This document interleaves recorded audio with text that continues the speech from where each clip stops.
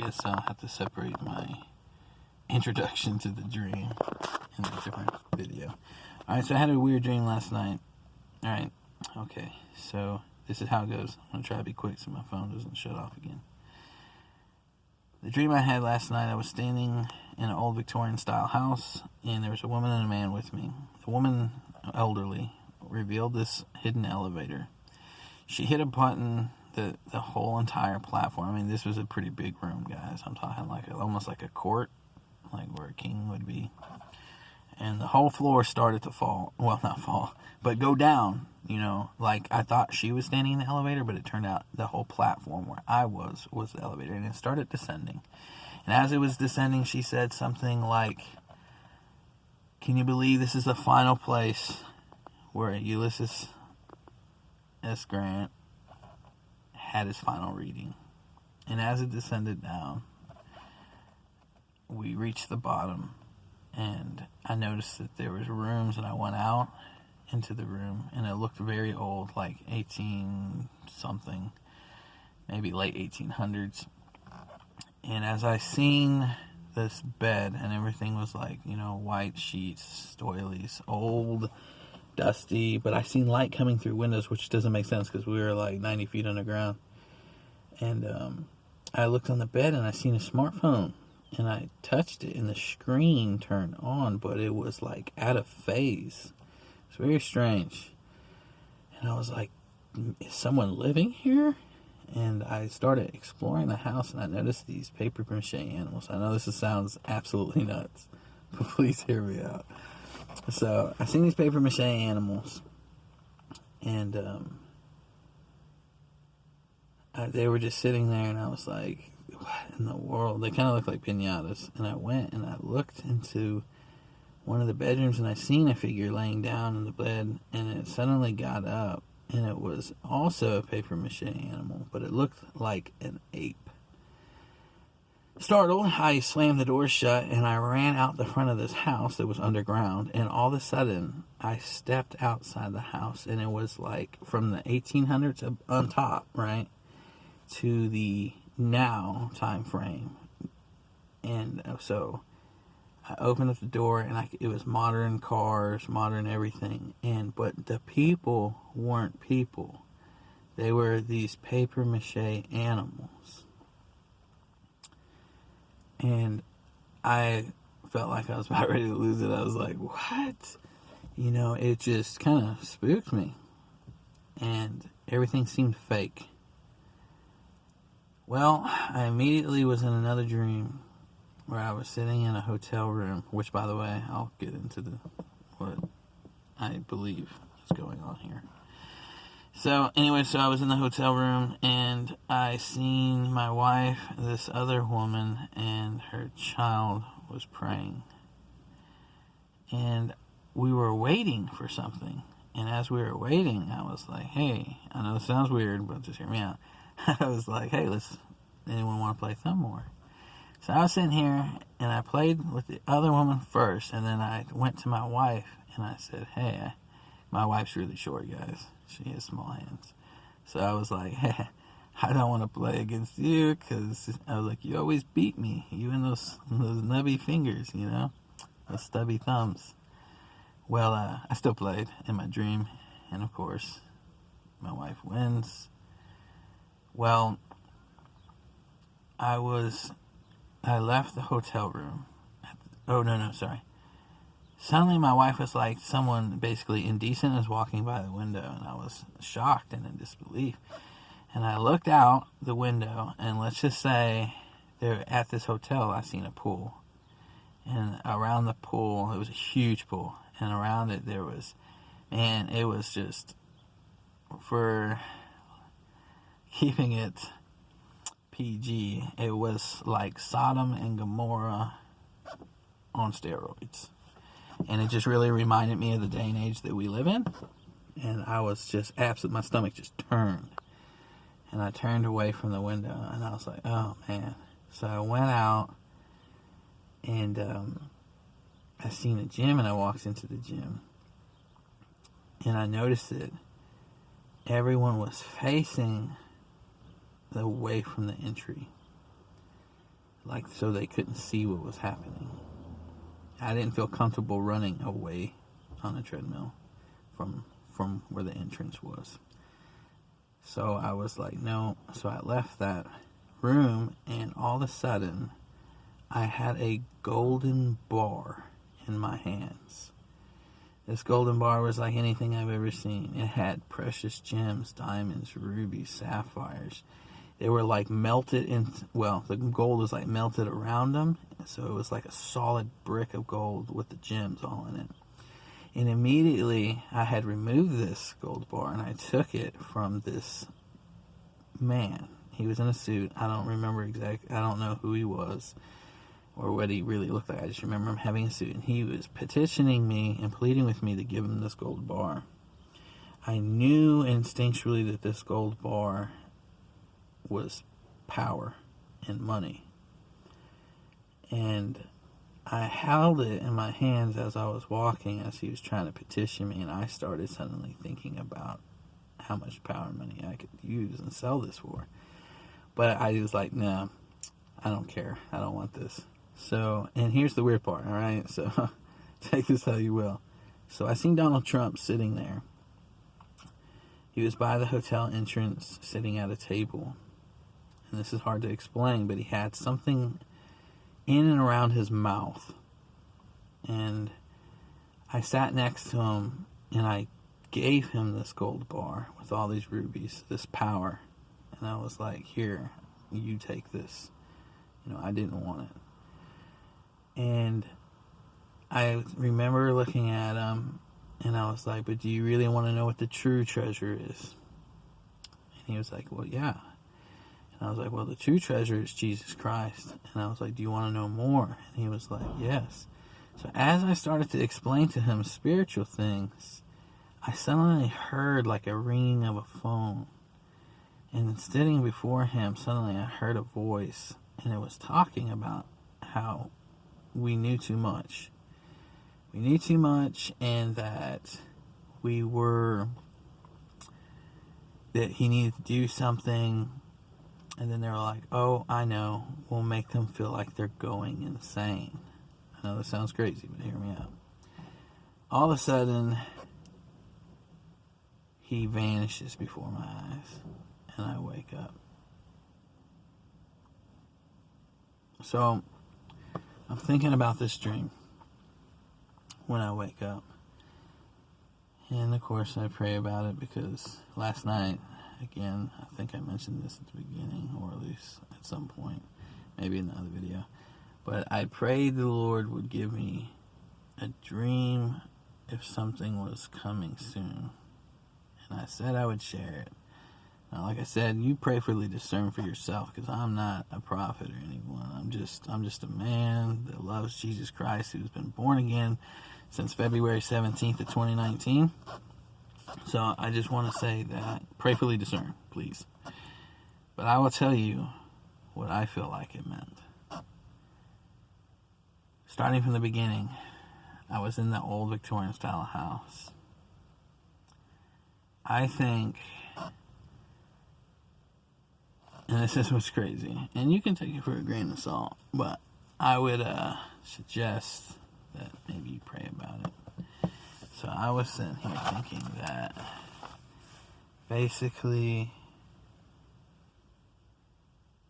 okay, I'm standing in the house, the Victorian style house.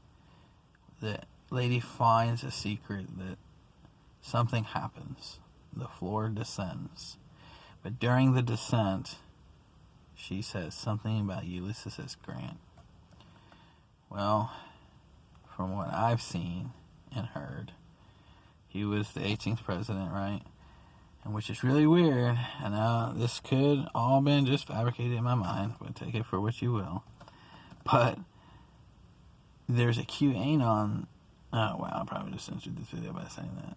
There is a conspiracy about how he was the last real president, and that basically the USA became a corporation at that point, which I found was really interesting that this particular thing was happening in my dream. because it made me think of that after his final read, right? So his final moments, there was a descent, right? It was a descent. We were no longer ascending, we descended. We descended down to our time now. And so it was a fall, essentially, since that time. There was a great fall down. And when I came to this other place that was modern day as we know it, at the bottom, everything was fake. The people were fake. Technology seemed fake. Everything was fake, right? So, and it really strikes me true. You know, everyone is living in this fake reality that doesn't make sense. People are listening and doing things that just aren't based out of reality anymore. You know, everything is just backwards, where good has become evil and evil has become good. Well, anyways, so that was tracking to me immediately when I started thinking about it when I woke up from that dream. But I didn't actually wake up. I went from that dream into the next. Now, this is where it gets interesting from my interpretation. Anyone can try to interpret it themselves if you think you have a better handle on it, or if you just think I'm insane. I don't care. Anyways, so when I started the other dream, I was in a hotel room, which I know for a fact God has given me many dreams of being in a hotel room, and I know this is a symbol of our place, our planet, our earth that we're staying on. For we are not permanent residents, we are just passer-throughs, right? So this world is like a hotel to us till we return to the kingdom. So as we were sitting there, and I mentioned something about waiting, like, you know, we're still waiting. And this is interesting. So as we were waiting, we played Thumb War, right? We were playing games of war. And it kind of reminded me exactly what's happening right now with the South China Seas and Taiwan and all the war games that are going on around the world right now because of the intense state. And another thing that struck me is when I talked about playing with my wife, because she was small and had small hands, and she would always win, and it reminded me of the fact that how we've always played war games against China, we have always lost. And, you know, they are smaller people, you know what I'm saying? So that's kind of what it reminded me of. I could be wrong, of course. So then I looked out the window of the hotel, and I just seen the debauchery, the state of the world that we're in, that's happening right now. I mean, look at the bills that are being passed, Equality Act. Need I say more? Anyways, so I went out to the gym at that point, and I do believe that the reason why everything was facing towards or away from the entrance was a idea of games and circuses to distract, to have you look away from the objective, running away, you know what I'm saying, from the truth. So it was all just a distraction, and I left the gym, and all of a sudden I had this gold bar, which I knew immediately in my dream. I didn't even have to discern this one out. I knew it was a power. It was power politically, money, and fame in this bar. And it was a transfer of power, or a Passover of power, from one body to another. And therein lies the Trump thing I was thinking about. I thought it was really strange because although I was talking to him and the power was transferred to him, now this you may come up with a different conclusion, but he had a mouthpiece. Something was on his mouth, and I believe that even though he wanted to know truth, it seemed like in my dream, but he was a puppet. He was a mouthpiece for whoever called after I distributed the power back to him, even though I was trying to talk about Jesus. And then immediately they were like, they know too much. And then they said, I have a plan. Let's make them all feel like they're going insane. And he vanished. Now, whether or not Trump is going to be in the rapture, I'm not going to say. That's not my place. But I have a feeling that was a picture of the rapture taking place, and that the phone call talking about making them feel insane is what they're planning on doing to people once the rapture takes place. Once people disappear, they're going to make people feel like they're going insane. And I just want people to be wary. No, I'm sorry.